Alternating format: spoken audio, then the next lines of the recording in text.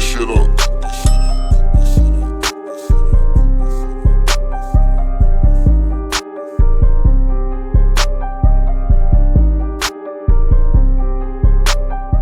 YouTube, what it do, man? Y'all already know who I am. Man Grind Hard, checking in again with another video. And today, I got a special video for y'all boys, man. I got a starting 5 tips and tricks video to help y'all boys win way more games in the starting 5, as well as rep up super fast on this game. That boy Life's Too Quick 9 hopped in the comment section on my last video and asked for this video, so this video specifically was made because of your comment, my boy. I'm about to help get y'all boys right on this starting 5. Now, before we get into it, let me go on and get y'all leave a like on this video, hit that subscribe button if you're new to the channel, and if you have not, make sure you got on post notifications for my channel. Major shout out to God, because ain't nothing possible without him, and shout out to y'all for tapping into this video.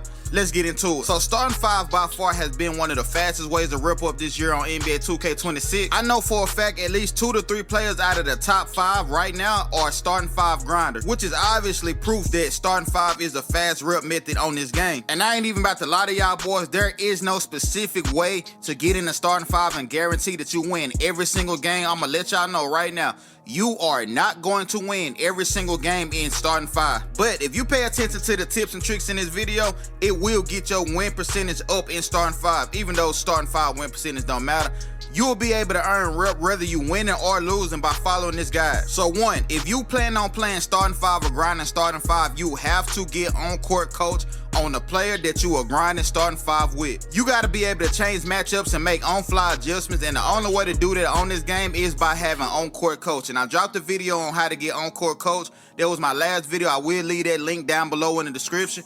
But yeah, you have to have on-court coach or you literally just gonna get flooded. Now, every single game, no matter who you playing in starting 5, you wanna make these adjustments. You wanna smother everybody on the court, as well as deny every single player on the court. And don't trip, it's probably gonna take you a couple possessions to get this completed, but you wanna make this adjustment with every single teammate you got on the court. So you wanna hit L1, then select your teammate. I usually start with the point guard and then go all the way down the list. I'm on Xbox, the point guard is always gonna be A. If you on PlayStation, then it'll be X. So you hit L1, select the icon, then you hit either left bumper or the right bumper. It really don't matter which one you do first, because you're gonna have to do both for each player. I typically do left bumper first, which gonna bring up my own ball settings for that player, and we gonna go with smother defense. After you select smother defense, the menu will go down, so you'll have to hit L1, go back in, and then hit right bumper. Since I started with left, then I'm gonna hit right bumper. It's gonna give me my off-ball defensive setting, and I'm gonna go with deny for these settings. I'm doing this for every single player on the court. So since I started with the point guard, I'm gonna do the shooting guard next. I'm gonna even hit my icon and do it for my player as well, because sometimes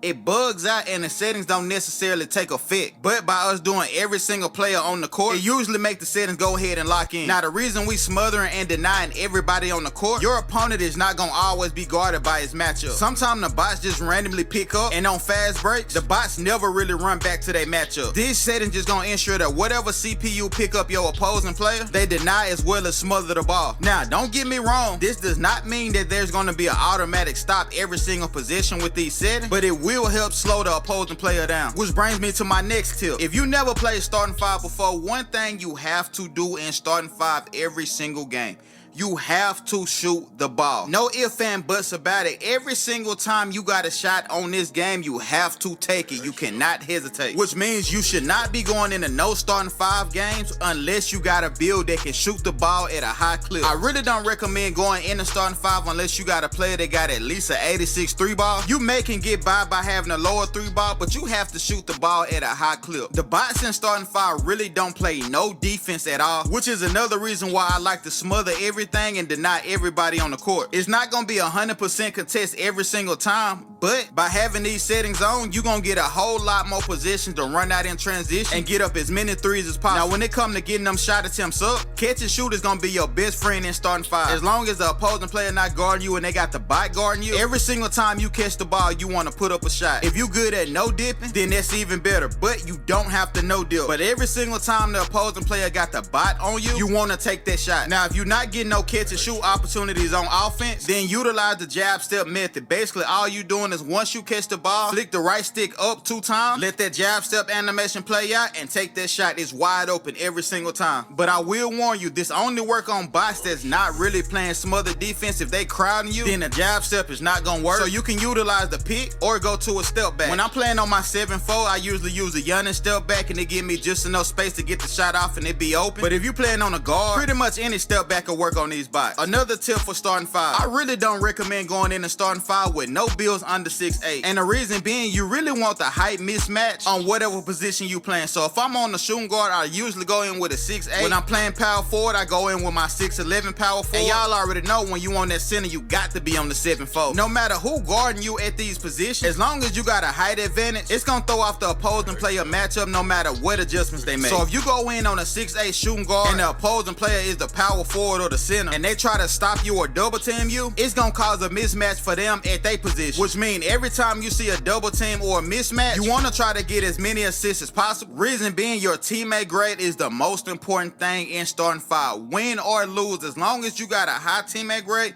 you will still receive rep in starting 5. But the beauty of starting 5, if you get to flooding your opposing player, they gonna quit the game anyway, and you still gonna get a good amount of rep, which means you'll get games over fast, and that rep just gonna be piling up. And like I said earlier, you not gonna win every single starting 5 game. It's literally impossible. Boys going in with Zens, other boys probably already up on game. They've been playing starting 5 probably a lot longer than you, so they know different little things and adjustments that they can do throughout the game. You just not gonna win every single game. So them games that you know that your opponent just don't know what's going on in starting 5, take advantage, flood them fast. The more shots you put up in starting 5, the better. Now, last but not least, when it comes to selecting teams in starting 5, playing with the best teams in the league really give you a disadvantage. The worse the team overall rating is, the more rep you will get for winning with that team. I myself personally, I love playing with the Magic in starting 5. Terrell Suggs is locking up everything from the 1 to 2 position, as long as there isn't a height advantage. That don't mean he don't get fried, but for the most part, I can put Terrell Suggs on any guard and he gonna slow that player down tremendously in starting 5. But when picking teams, you do want to pick teams according to the player that you playing against. So if you playing against the center, Wemby gonna be your best bet at slowing down that opposing player. And notice I said slow down, because you gonna run up against players that Wemby just can't do nothing with, but he gonna give you your best shot at getting stopped if you're not playing the center position in starting 5. Another team I like to use is the Detroit Pistons. Cade Cunningham play pretty good defense, as well as the Thompson twins, but if the opposing player isn't a small forward, I wouldn't recommend picking Detroit. But just make sure you pay attention to the position the opposing player is playing with and select your team based off of that. Other than that, the only thing I recommend is just locking in once you get in the starting 5, bro.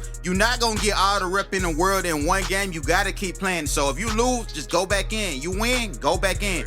You gotta lock in. No matter what mode you grinding on this game, you gotta play multiple games in that mode in order for the rep to even pile up. So if you playing park, you gotta keep playing park games. Starting 5 is no different. If you lose, just go back in. It really don't matter. Just don't be quitting out of buku games, because that ban will take effect and you're gonna be sitting online having to play offline. I'm not gonna get into the double team in this video, because one, personally, I hate playing against it, so I don't want to teach y'all boys the double team sauce.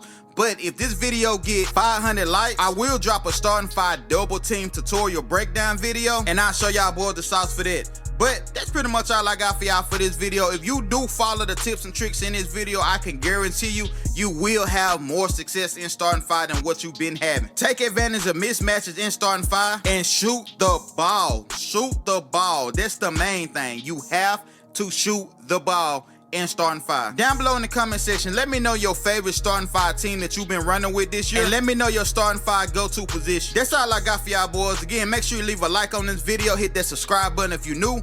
Man Grind Hard checking up out of here.